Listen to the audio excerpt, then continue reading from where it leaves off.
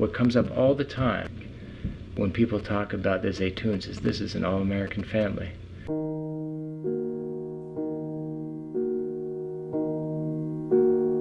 The Zeitouns have been running this painting and contracting business in New Orleans for many years, and when Katrina was bearing down, Zeitoun thought, well, he had never left in advance of any storm, and he thought, I'm going to stay, protect my home, protect my business, protect all my clients' homes, and make sure I'm there in case something happens. And he was going to help provide assistance wherever he could to his neighbors and animals, anybody who had left was still in the city. One day he was at one of the homes that he owned when 6 or 7 armed men and women broke in with full machine guns and combat gear and arrested him and 3 other friends who were using that house and accused them of looting and on suspicion of terrorism. And while he was locked up, he was called Taliban, he was called Al-Qaeda, and he was eventually, after 3 days, sleeping outside in a cage behind the Greyhound station in this makeshift prison. He and the others were shipped to a maximum security prison in St. Gabriel,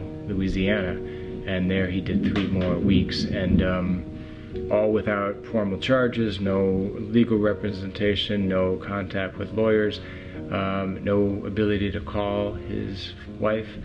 So eventually Kathy, his wife, was able to find him and get him out.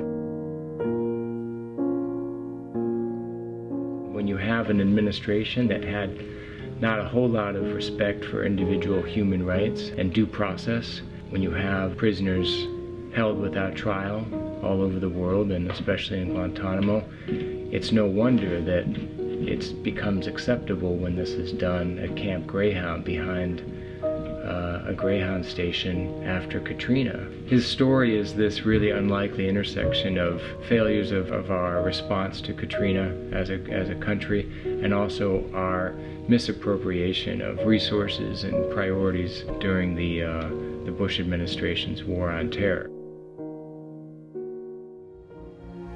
It seemed like if the book reached people and people bought it, that there might be some funds that could be put to use. And so we formed a 501c3 nonprofit organization called the Zeitoun Foundation, which is really, it doesn't have a staff. It just grants, it just directs the proceeds from the book to, I think right now there's 15 nonprofits. Most of them are in New Orleans, and some are worldwide organizations like Islamic Relief, who, you know, we chose a bunch of nonprofits that work toward education, interfaith understanding, rebuilding New Orleans as the main priority, and it's been really nice to be able to sort of direct those funds. And I think we all went into it hoping that, you know, after all that the family went through, that maybe something good can come of it. And so far, really, it seems like a lot of positive change has happened as a result.